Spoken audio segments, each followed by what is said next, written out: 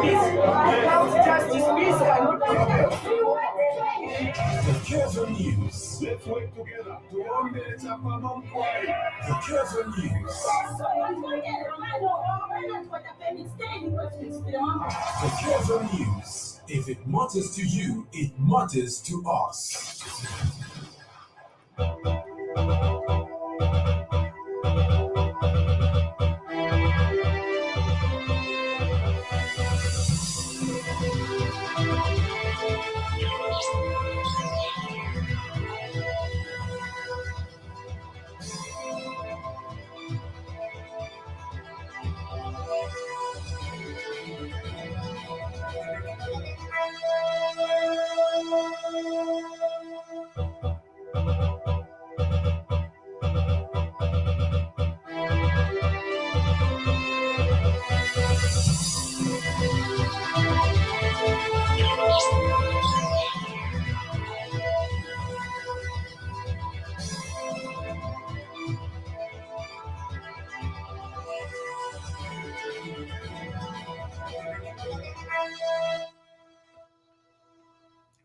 Good evening, welcome to the main news at 18:15 today, the 6th of September 2024. We take a look at the top stories. The Zambia Meteorological Department predicts improved rain season for 2024-2025. President Hichilema is happy with the Partnership Action Plan for Africa's Development announced by President Xi Jinping. ZAMSA commences the fifth cycle distribution of health center kits to over 3,500 healthcare facilities. And in international news, fire kills 17 Kenya primary school pupils. In sports ministers Elvis Nkando urges the Chipolopolo boys not to be complacent.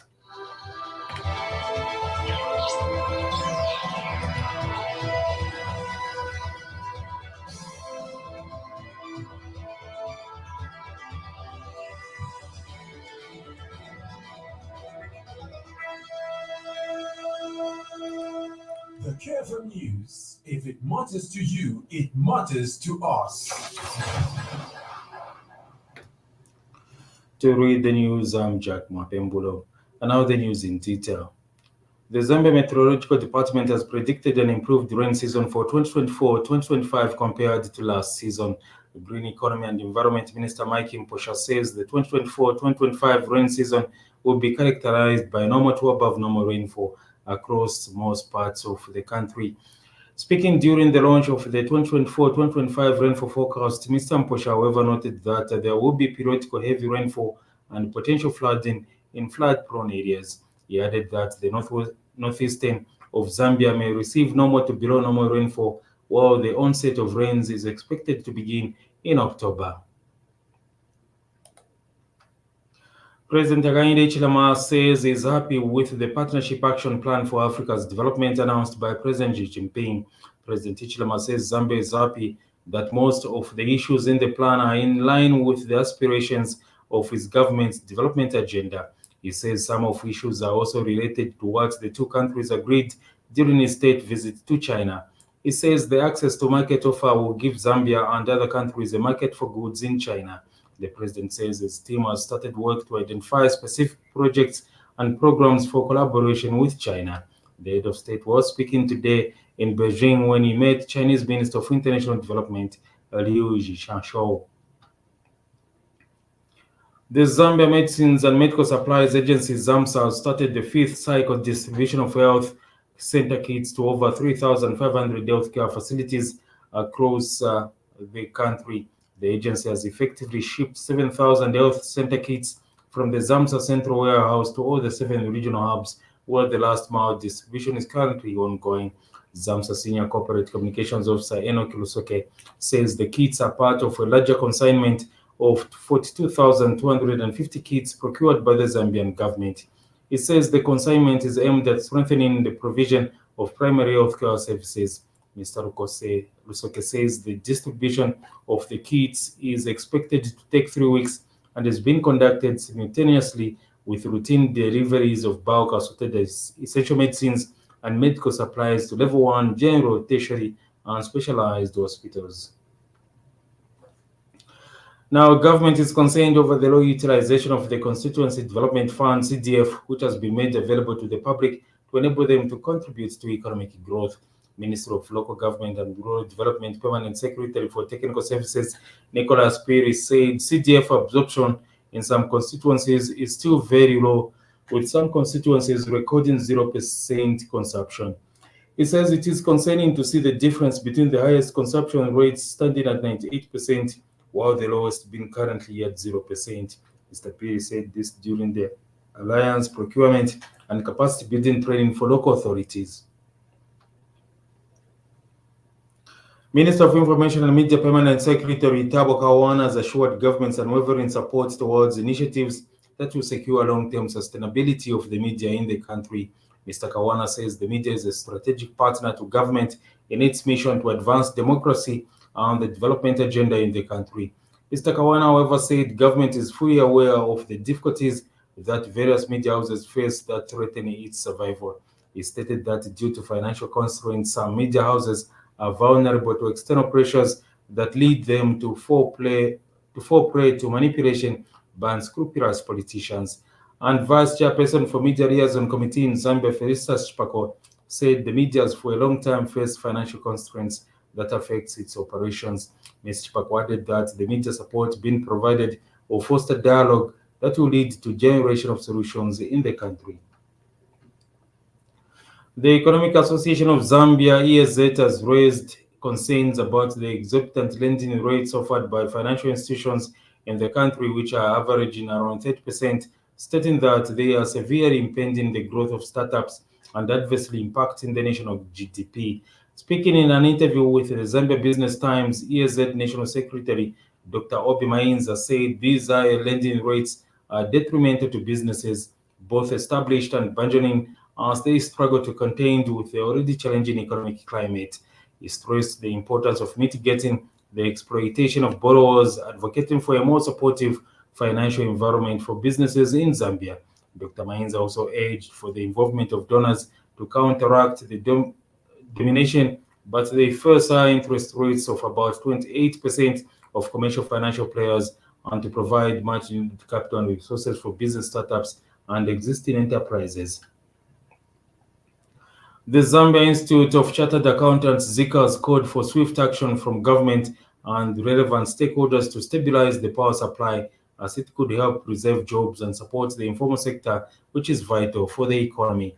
Speaking at a press briefing, Zambia Institute of Chartered Accountants President Yandesiame Mwenye said prioritizing the resolution of the energy crisis should be first on Zambia's to-do list in a bid to safeguard its economic future and enhance the well-being of its citizens. Mwenye added that the frequent power outages have led to significant production losses.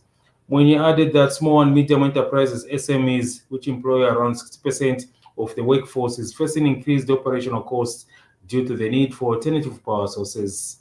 Mwenye further stated that unemployment rates have also increased, with the Zambia Statistics Agency reporting a rise in the unemployment rate from 11% in 2022 to 13% in 2023, as it is attributed to job cuts in energy-intensive industries and the closure of SMEs struggling with high operational costs. Government has introduced a facility that will enable civil servants to access affordable alternative energy products. Energy Minister Makoza Chikote says the partnership with the Public Service Microfinance Company will provide flexible financing facilities for consumers. Mr. Chikote disclosed this in a speech read on his behalf by Energy Permanent Secretary Peter Mumba during the official commissioning of the 111 kilowatt peak Chunga solar mini grid in Mumbai district today. Mr. Chikote said a number of banks have already shown interest to provide financing facilities for affordable solar products. Meanwhile, the energy minister has disclosed that ZESCO has continued engaging with Namibian authorities to ensure that the fault on the Namibian route is rectified. And the Rural Electrification Authority RIA board member Kenneth Muteto said RIA will by the end of this year complete 11 more solar grid projects across the country. Before we take a look on the international news, a recap on the top stories. The Zambia Meteorological Department predicts improved rain season for 2024-2025. President Hichilema is happy with the Partnership Action Plan for Africa's Development announced by President Xi Jinping. ZAMSA commences the fifth cycle distribution of health center kits to over 3,500 healthcare facilities. And coming up in international news and sports, fire kills 17 Kenya primary school pupils, and Sports Minister Elvis Nkandwe urges the Chipolopolo boys not to be complacent. The KFM News. If it matters to you, it matters to us.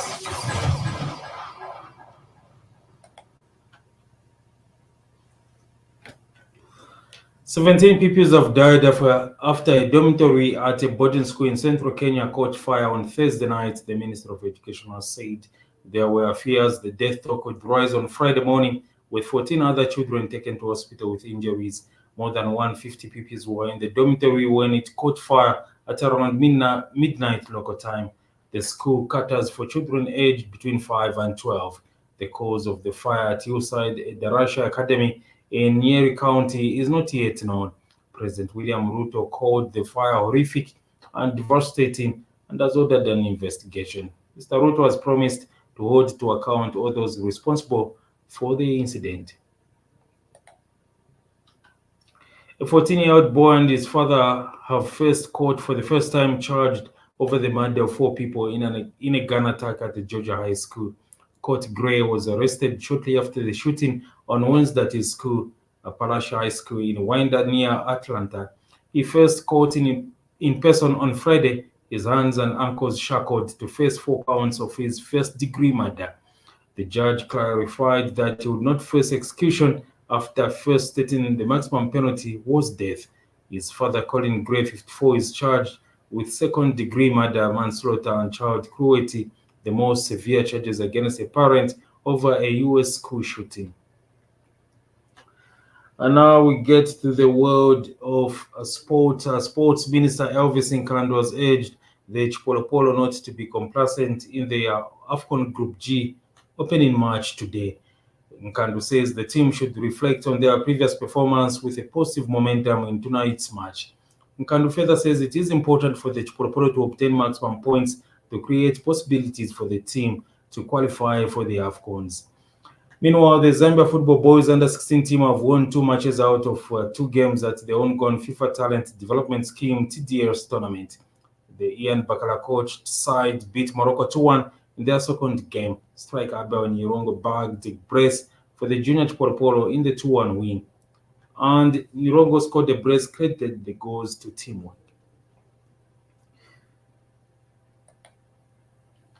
We come to the end of this news bulletin, but before I run a recap on the top stories, the Zambia Meteorological Department predicts improved rain season for 2024-2025. President Ichilema is happy with the Partnership Action Plan for Africa's Development announced by President Xi Jinping. ZAMSA commences the 5th cycle distribution of health center kits to over 3,500 healthcare facilities. In international news, fire kills 17 Kenya primary school pupils, and Sports Minister Elvis Nkandwe urges the Chipolopolo boys not to be complacent. We come to the end of the news, but we can't forget to wish our Chipolopolo boys all the best. Stay first, Cote d'Ivoire, this evening at 21 hours Zambian time. Go Zambia, go. Don't forget to join us tomorrow morning for the first bulletin of the day at 06:45. But we have the news summary coming up at 20 hours this evening. On behalf of the entire news crew at K, I'm Jack Mapembolo. Keep listening to K.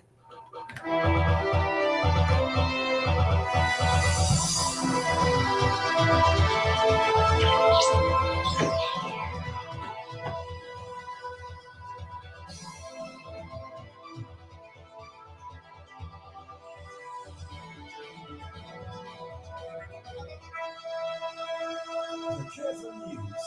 If it matters to you, it matters to us. Mensa, what's good?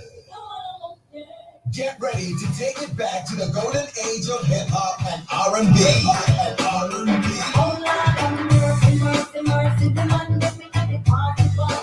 Jello Events presents the ultimate 90s old school party on Saturday, October 26th, 2024 at Sally Beach Island, Sally Riverside Resort. DJs on the deck. K-Smash, Thrillmatic, Manstand, and the hottest local DJs, all spitting the hottest 90s tracks that will keep you dancing all night long. Rock your freshest 90s gear, dress to impress, cause we're bringing back